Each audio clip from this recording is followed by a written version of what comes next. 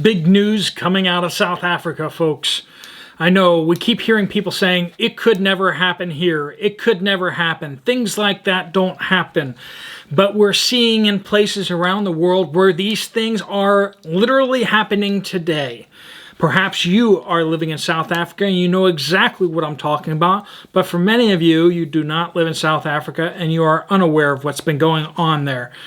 In addition to the farm attacks that have been going on and the racial tensions that are happening in that country, we have extreme power outages happening right now.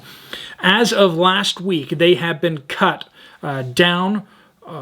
They've been losing about 4 hours of power every day. So everyone who's in South Africa across the whole country is losing about 4 hours a day. What they're doing is they're shutting off sections of the grid in turn in order to what's called load shed.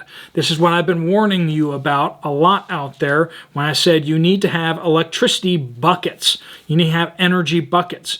Generators are good, but a lot of times, if you don't have a complete lockdown of the grid, you will have this type of load shedding where they will plan your outages. So if you're going to lose power 4 hours a day, how are you going to get through those 4 hours? That's doable.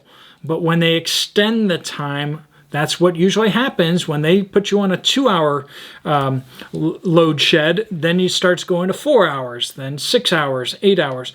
Well, just last night, South Africa has been moved to a stage 6 power cut. Now, I've never heard that term before, but apparently that's how they mark it. So 6 hours of power loss a day for all people across South Africa. So basically what's happened is at the Eskom electricity provider, they have a labor strike happening there, and basically the labor decided to sabotage 10 generators. So 10 generation units were, well, they don't say sabotage, they say unlawful industrial action. It's sabotage.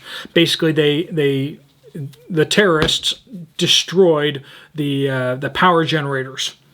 So they've been able to get 3 back online so far, but that has not been enough to stave off needing to escalate the power cuts. So they're going, as of last night, everyone is going reduced down to 18 hours of power on a day. And that may escalate again in the near future. A lot of strain is being put on the entire power grid down there. When you're playing with, when things are this restricted, what happens when people get their power turned back on? You've had your power off for 6 hours, the power comes on. What do you do first thing? Well, your refrigerators, your freezers are going to start running like crazy. You're going to hop on there and start doing your laundry, and you're going to start using more power than you would normally use, right? In fact, you're going to be so grateful to have the power on, you're going to just start turning everything on. And that's kind of what happens. And so that's why these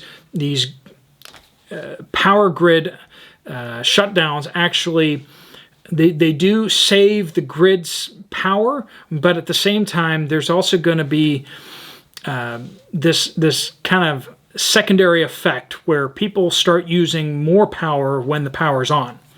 And so it kind of snowballs.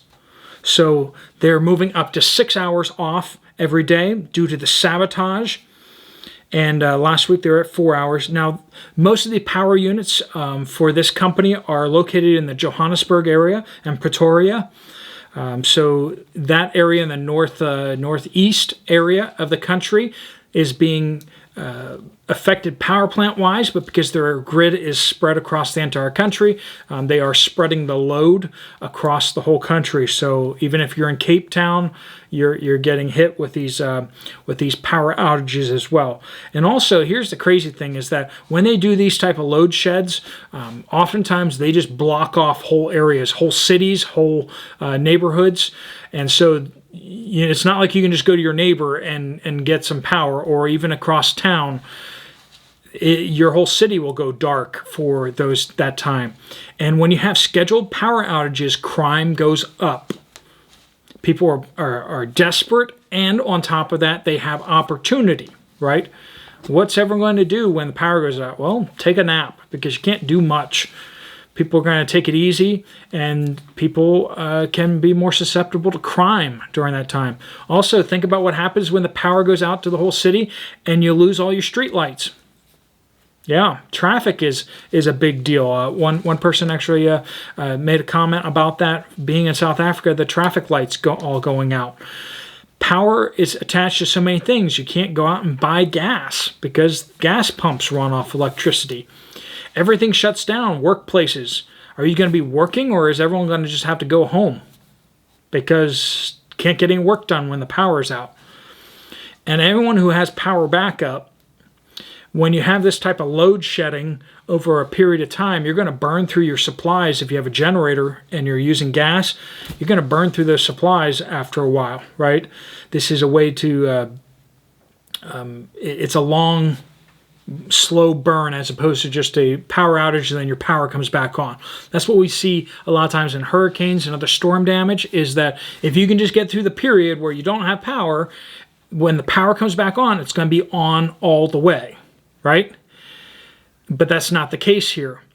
And something that people need to be watching out for, especially in South Africa, is when the power system is strained like this, a lot of times they start getting looser on how much voltage is coming through the power lines. So even though you have a set amount of voltage that's supposed to be coming through the power lines, usually there's a little bit of wiggle room, tolerance in there. But when you have this much kind of strain on the system, they start opening up those tolerances, and that can damage your electronics and such. So you do need to be careful about that. Make sure that either that see how clean the power is that's coming in, if you have tools to check that safely. But if you don't, you might want to think about using some sort of way to protect your electronics from directly being plugged into the power grid due to possible big fluctuations in voltage, especially when they do when they turn your power on and off at that level. There can be some serious spikes that go through the system. So I know there's a lot of systems there designed to stop those spikes and to keep those spikes from damaging your electronics, but friends, that's how it goes. So, I mean, there are some pretty serious shocks when they flip the switch on and off to your areas. So if you know what the schedule is in Russian-backed countries, Soviet Union countries, they call it a graphic.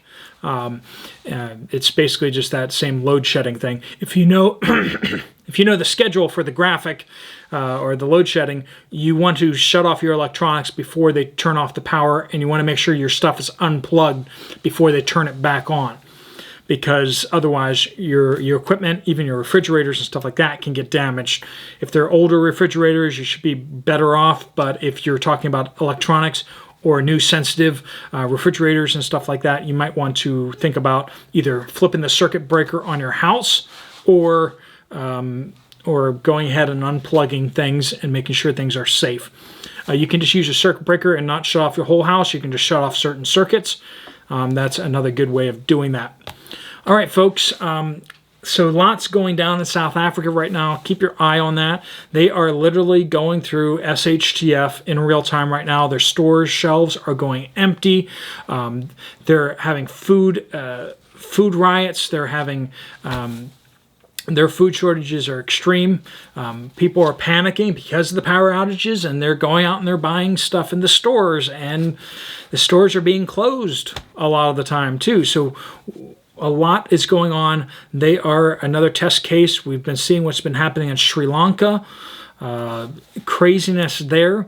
But South Africa is I don't know if we call it a first world country anymore, but it's kind of more like maybe a second world country. It's not like a backwater or anything like that. I've spent some time in Cape Town myself. It's gorgeous and beautiful and nicer than America. I loved it. But South Africa is going through some really hard times right now. And if you're not living in South Africa, please be praying for people there. If you are in South Africa, please hang on. Do what you can to take care of yourself, your family, and the people around you. God bless you all. If you like this video, you might want to check out this video over here. Otherwise, I will see you later. Steve Poplar out.